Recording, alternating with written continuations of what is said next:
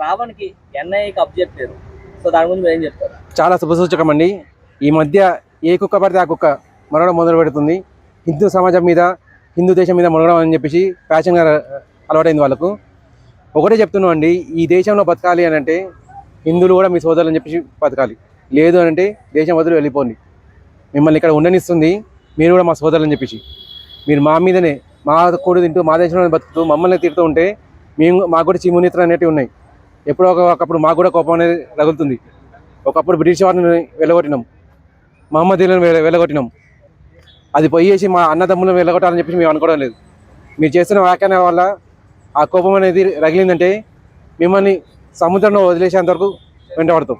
అయితే చాలా మంది బాధపడుతున్నారు, ఆయన ఒక్కనే ఎందుకు తీసుకెళ్లారు, దాంతో పాటు తులసి చంద్రని ప్రకాష్ రాజ్ గారిని కూడా తీసుకెళ్తే బాగున్నాం, ఇన్వెస్టిగేట్ చేస్తే బాగున్నాం అంటున్నారు. ఇది జస్ట్ ఒక స్టెప్పేనండి, మొదటి స్టెప్కే మొత్తం అందరిని గుంపుగా తీసుకెళ్లారు కదా.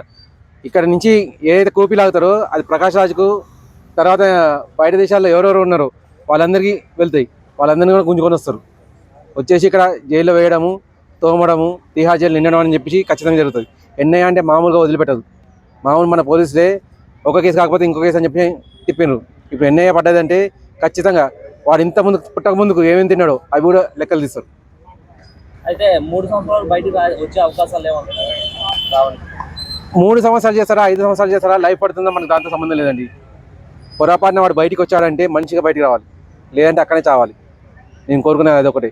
ఎన్ఐఏ అనేది ట్రీట్మెంట్ అనేది మామూలుగా ఉండదు. పుట్టుపూర్వతాలు మొత్తం తీస్తారు అన్నట్టు. ఇంతకుముందుకు ఏం చేశాడు, అసలు ఫండ్స్ అనేది ఎక్కడి నుంచి వస్తున్నాయి దేశంలో? ఈ దేశానికి అని చెప్పేసి బయట దేశం వాళ్ళు ఫండ్స్ పంపిస్తున్నారంటే ఒకటే మనం అర్థం చేసుకోవాలండి, మన దేశాన్ని విచ్ఛిన్నం చేస్తున్నారు అని చెప్పేసి. మన దేశ అభివృద్ధి అని చెప్పేసి ఇటు చైనా కానీ అటు అమెరికా ఒకప్పుడు పెద్దన్నగా ఎంతో పేరు మోసింది. ఆ పెద్దన్నకు ఇప్పుడు ఒళ్ళు మండుతుంది.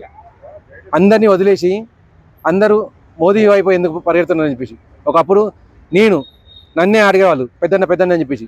ఇక మోదీని పెద్దన్న అని చెప్పేసి ఆయనను పిలుస్తున్నారు. ఆ కోపం అటు అమెరికాకు ఉంది, ఇటు చైనా. ఎప్పుడో ప్రపంచ జనాభాలో రికార్డు సృష్టించిన వాళ్ళం. ప్రపంచ ఏదైనా కానీ టెక్నాలజీ అని చెప్పేసి ఉందంటే మొదటిగా మా దగ్గరనే రావాలి అని చెప్పేసి రికార్డులు పెట్టిన వాళ్ళం. అటువంటిది ఇప్పుడు ఇండియా మమ్మల్ని దాటి వెళ్ళిపోయింది అనే కోపం వాళ్ళకు ఉంది. ఇక్కడి నుంచి ఏ దేశమైనా కానీ దేశాన్ని ఎలా విచ్ఛిన్నం చేయాలని చెప్పి చూస్తున్నారు. ఇప్పుడు ఈ రావణ్ కానీ, ప్రకాష్ రాజ్ కానీ, ఇంకెవరైనా కానీ వీళ్ళంతా చేస్తుంది వాళ్ళకి తొత్తులుగా బతికేసి వాళ్ళ డబ్బును దండుకొని ఇక్కడున్న దేశ ప్రేమికులు ఎవరైతే ఉన్నారో వాళ్ళని చంపుతామని చెప్పి దేశాన్ని విచ్ఛిన్నం చేద్దామని చెప్పి చూస్తున్నారు. అటువంటి వాళ్ళకి ఎన్ఐఏ కాదండి, ఇంకేదైనా స్పెషల్ ఫోర్స్ అని చెప్పేసి క్రియేట్ చేయాలి కేంద్రం అనేది.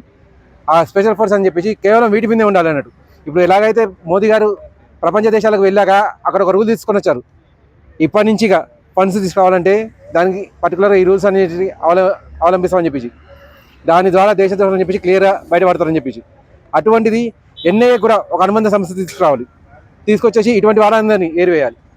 అయితే ఈయన యూట్యూబ్లో ఉన్నంత వరకు పబ్లిక్ని ఇన్ఫ్లుయెన్స్ చేసాడు. ఇప్పుడు జైలుకి వెళ్తే ఖైదీలను కూడా ఇన్ఫ్లుయెన్స్ చేసే అవకాశం ఉన్నాయి కదా. జైలుకు వెళ్ళిన తర్వాత ఈయన కంటే మహామహులు ఉంటారండి అక్కడ.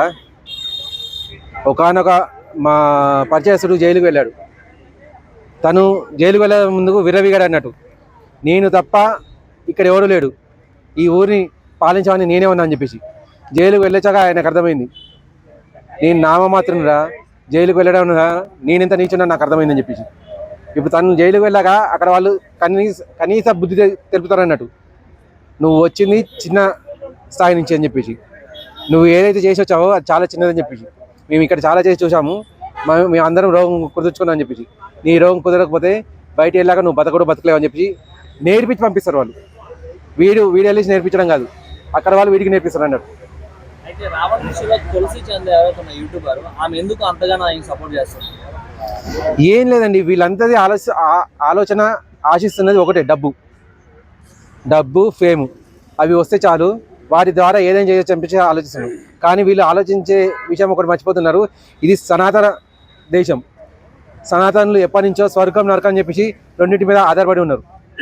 ఇప్పుడు ఒకటి చెప్తామండి, మనం స్వర్గం నరకం అని చెప్పి మాట్లాడితే ఎవరైనా కానీ వ్యతిరేకులు ఉంటారు కదా, వాళ్ళు మాట్లాడతారు స్వర్గం నరకం అని చెప్పి ఎవడు చూశాడు, ఎవరు మాట్లాడతారు లేనిది ఎవడో మాట్లాడతారు అని చెప్పి. అయ్యా, మీ అందరికి చెప్పదలుచుకుంది ఒకటే, మీరందరూ కూడా 9 నెలల గర్భం నుంచి వచ్చారు. ఆ 9 నెలల గర్భంలో మీరేం చేశారో ఎవరికి గుర్తులేదు. అభిమన్యుడు లాంటి వాడికి గుర్తుంది. వాడు మహామహుడు కాబట్టి ఆ గర్భంలో కూడా తను ఏం చేశాడని చెప్పేసి తెలుసుకున్నాడు. అటువంటి మహామహులు మా సనాతన ధర్మంలో ఉన్నారు కాబట్టి వాళ్ళు స్వర్గ నరకాలు ఉన్నాయని చెప్పేసి చెప్పగలిగాను. ఇక్కడ మనం ఏ నీచ కార్యం చేసినా కూడా అవి అనేది ఖచ్చితంగా స్వర్గ నరకాల్లో తేలుతాయి.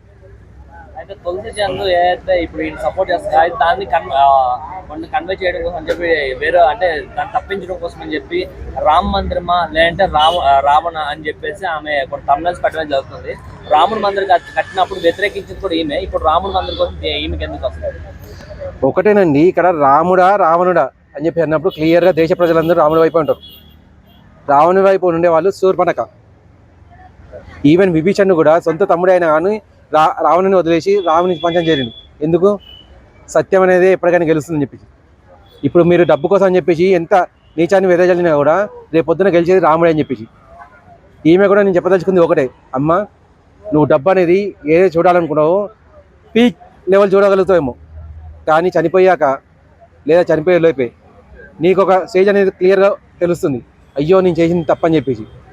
ఆ రోజు నిన్ను ఓదార్చడానికి ఒక మనిషి నీ పక్కన ఉండడు. దాన్నే రావణ కాష్టం అంటారు.